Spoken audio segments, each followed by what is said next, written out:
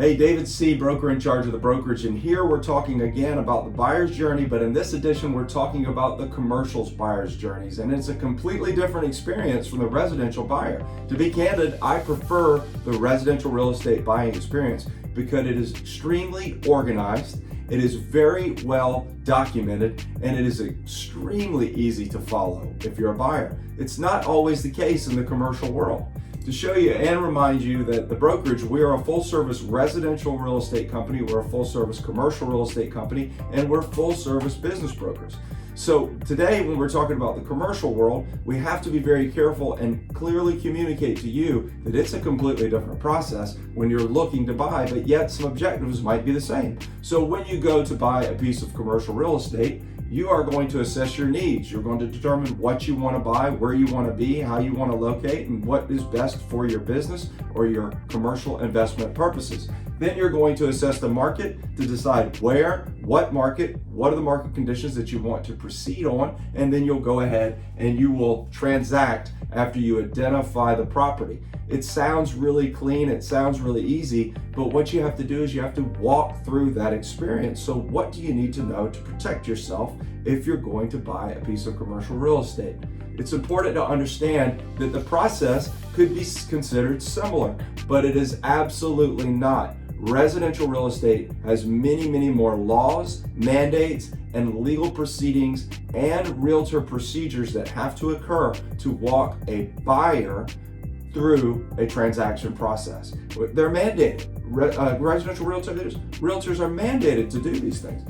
Commercial realtors do have the same call of duty. However, the process is not as clean as predictable. I joke, I call the commercial world a little bit more of the wild, wild west. That's not to say that people are trying to be malicious and not do what's right for a buyer, but it is very different. So what does it look like?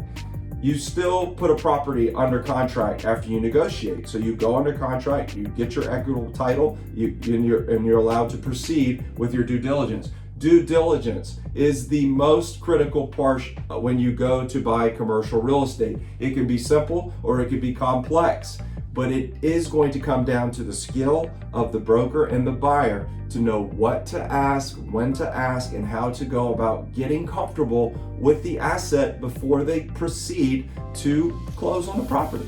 You have to know what things to look for. Is the soil clean? Is the actual structure that you want to buy, does it have structural integrity?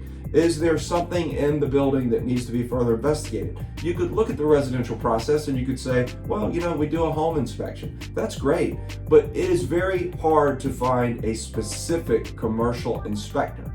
I have worked on many transactions where we've run into problems, and what we've had to do is we'd have to assemble a due diligence team for our buyers to make sure we've been able to find foundational issues with the structure, that there wasn't necessarily a residential property disclosure that said, hey, here's all the things you need to know about this property. We don't typically have that in the commercial real estate world. That's why it's extremely important for you to make sure that you're putting together the right team and you trust the skill of due diligence that someone could look into. So whether it's going to be not only a legal situation, that's why you want to have a good legal team put together, but the due diligence can go from the roof, the mechanical systems, the plumbing systems, the lighting systems, the structural integrity of the property. It can seem overwhelming, but we have over a 45 bullet point checklist that we just check all the boxes to make sure it works, and then we also make sure we understand the story behind the property of what's being sold and what we might want to do, especially if we're going to get into the game of development.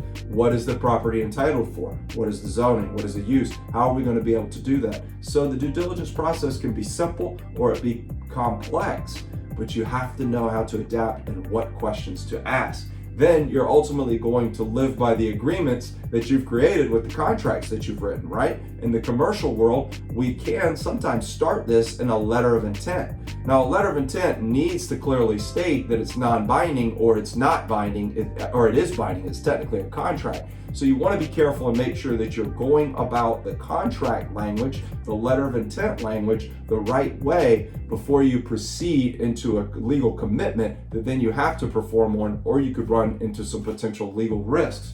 So after we get our agreements and we understand the scope of work, the scope of the agreement, who's doing what on the buyer side, who's doing what on the seller side, are there tenants in the mix somewhere, how do we convey those leases, how do we protect those leases, how do we not upset something inside of those leases, we have to make sure that we abide by that on all of the agreements that are mixed into the situation. Then we still have to worry about some things if there's going to be some debt tied to the property for the purchase, still the appraisal and the funding that can occur on that, and then ultimately walk to a closing. So I want to say the processes are similar, they absolutely are, but they're very different. And you have to know what questions to ask, especially if you're going to walk into a historic investment.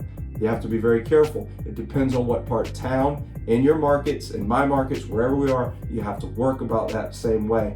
But the call as a commercial realtor is the same. It's to protect the public and try to get as much information on the table as possible so that the buyer doesn't have buyer's remorse, the seller understands that exactly what's going on, and then you have a successful transaction. Everything gets recorded the right way and people are comfortable with what they've purchased. So the process can be very similar, but it is absolutely a very different animal, and it is very important that you go about it and find it the right way. So that's what you need to know if you are going to buy a piece of commercial property. If you have any questions, please don't hesitate to ask. We'd be more than happy to answer your questions. Even if you think it's a simple question or you don't want to bother us, please, by all means, we love what we do here at the brokerage. John and I are very excited about helping people. Yes, we help commercial buyers find property, and we really make sure they do a good job on commercial due diligence. Thank you.